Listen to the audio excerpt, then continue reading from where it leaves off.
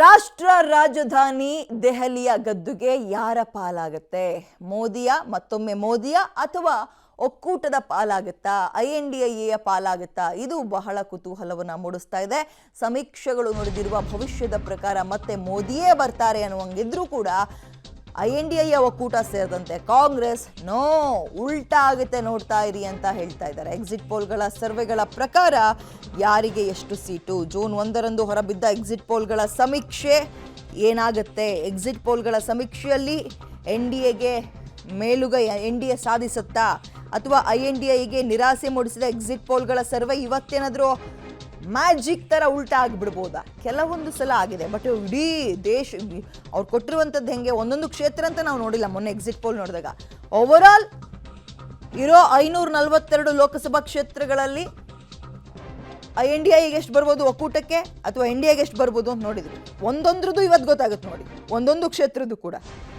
ಬಹುಶಃ ಎಲ್ಲವೂ ಕೂಡ ಎಕ್ಸಿಟ್ ಪೋಲ್ ಹೇಳ್ದಂಗೆ ಆಗುತ್ತೆ ಅಂತಲ್ಲ. ಕೆಲವೊಂದು ಕ್ಷೇತ್ರಗಳು ಎಕ್ಸಾಂಪಲ್ ನಮ್ಮ ರಾಜ್ಯದ 28 ಕ್ಷೇತ್ರ, 28ಕ್ಕೆ 28 ಕೂಡ ಈ ಕಾಂಗ್ರೆಸ್ ಅಭ್ಯರ್ಥಿ ಗೆಲ್ಲುತ್ತೆ ಅಂತ ಹೇಳಿತ್ತು, ಯಾವುದು ಸಮೀಕ್ಷೆ ಸರ್ವೆ ಹೇಳಿತ್ತು. ಬಟ್ ಇಲ್ಲಿ ಉಲ್ಟಾ ಆಗಿದೆ. ಇಂತಹ ಸಾಧ್ಯತೆಗಳಿರುತ್ತೆ. ಬಟ್ ಓವರಾಲ್ ಅಂತ ತಗೊಂಡಾಗ 542 ಕ್ಷೇತ್ರ ಅಂತ ತಗೊಂಡಾಗ ಬಹುಶಃ ಇವ್ರು ನೋಡಿದಿರುವಂತಹ ಭವಿಷ್ಯ ಸಾಧ್ಯ ಆಗ್ಬೋದೇನೋ ಅಂತ. ಓಕೆ, ಅವತ್ತು ನೋಡಿದ್ದನ್ನ ಇನ್ನೊಮ್ಮೆ ನೋಡ್ಬಿಡೋಣ ನಾವು.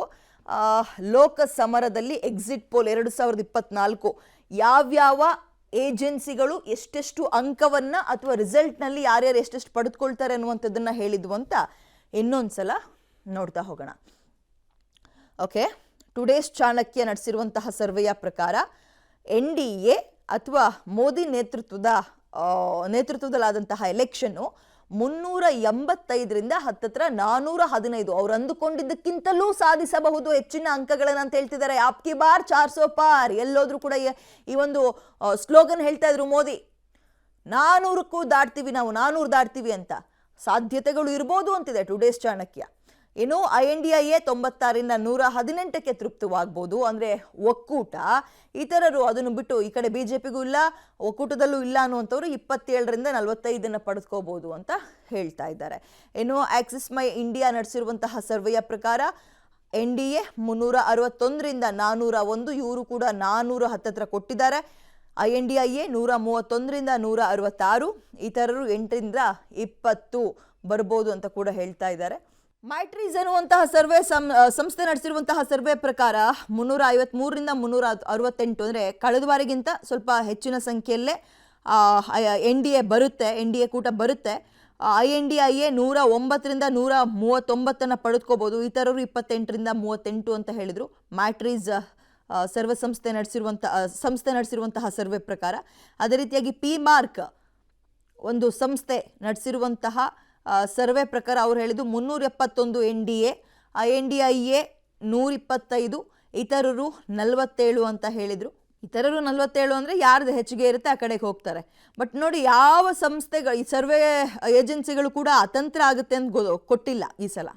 ಕ್ಲಾರಿಟಿ, ಸ್ಪಷ್ಟ ಬಹುಮತದೊಂದಿಗೆ ಒಬ್ಬರೇ ಅಧಿಕಾರವನ್ನು ಹಿಡಿತಾರೆ ಅಂತ ಹೇಳಿದ್ದಾರೆ. ಅತಂತ್ರ ಅನ್ನುವಂತಹ ಮಾತೇ ಇಲ್ಲ ಇಲ್ಲಿ ಈ ಸಲ. ಅಂದರೆ ಎಕ್ಸಿಟ್ ಪೋಲ್ಗಳ ಪ್ರಕಾರ ಅದು ಏನಾಗುತ್ತೋ ಗೊತ್ತಿಲ್ಲ. ಇವತ್ತು ಇನ್ನೊಂದು ಕೆಲ ಗಂಟೆಗಳ ಕಾಲ ನಾವು ಕಾಯಲೇಬೇಕು ಅದಕ್ಕೆ. ಡಿ ಡೈನಾಮಿಕ್ಸ್ ಸಂಸ್ಥೆ ನಡೆಸಿರುವಂತಹ ಸರ್ವೆ ಪ್ರಕಾರ NDA 371, INDIA ಒಕ್ಕೂಟ 154, ಇತರರು 47 ಸಂಖ್ಯೆಯಲ್ಲಿ.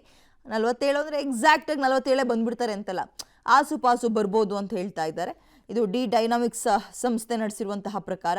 ಇನ್ನು ನ್ಯೂಸ್ ನೇಷನ್ ಅಂತ ಈ ಒಂದು ಸಂಸ್ಥೆ ನಡೆಸಿರುವಂತಹ ಪ್ರಕಾರ, ನ್ಯೂಸ್ ನೇಷನ್ ನಡೆಸಿರುವಂತಹ ಸಂಸ್ಥೆ ಪ್ರಕಾರ ಸರ್ವೆ ಪ್ರಕಾರ NDA 340ರಿಂದ 378 ತನಕ ಹೋಗ್ಬೋದು.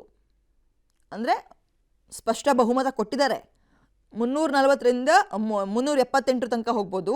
INDIA 153ರಿಂದ 169 ತನಕ ಹೋಗ್ಬೋದು. ಇದು ಡಿ ಡೈನಾಮಿಕ್ಸ್ ಅಲ್ಲ, ಇವರು ನ್ಯೂಸ್ ನೇಷನ್ ಅವರು ಕೊಟ್ಟಿರುವಂಥದ್ದು. ಇನ್ನೊಂದು 21ರಿಂದ 23 ಅಂತ ಹೇಳಿದರೆ ಪೋಲ್ ಆಫ್ ಪೋಲ್ಸ್ ಇವ್ರು ಹೇಳಿರೋ ಪ್ರಕಾರ NDA 365, INDIA 142, ಇತರರು 36 ಸಂಖ್ಯೆಯಲ್ಲಿ ಬರ್ಬೋದು ಅಂತ ಹೇಳಿದ್ದಾರೆ. ಇನ್ನೊಂದು ಕುತೂಹಲ ಮೂಡಿಸ್ತಾ ಇರುವಂಥದ್ದು ಈ ದೈನಿಕ್ ಭಾಸ್ಕರ್ ಅನ್ನೋ ಸಂಸ್ಥೆ ಇದೆ ನೋಡಿ, ಬಂತು ನೋಡಿ ಸ್ಕ್ರೀನ್ ಮೇಲೆ. ಇದು ಅತ್ಯಂತ ಅತ್ಯಂತ ಅತ್ಯಂತ ಕಡಿಮೆ ರಿಸಲ್ಟ್ ಬಿಜೆಪಿಗೆ ಬರುತ್ತೆ ಅಂತ ಕೊಟ್ಟಿರೋ ಸರ್ವೆ ಸಂಸ್ಥೆಯಲ್ಲಿ ಇದೊಂದೇ ಇರೋದು. ದೈನಿಕ್ ಭಾಸ್ಕರ್ ಅಂತ 281 ಕೊಟ್ಟಿದೆ, 281ರಿಂದ 350 ಅಂತ.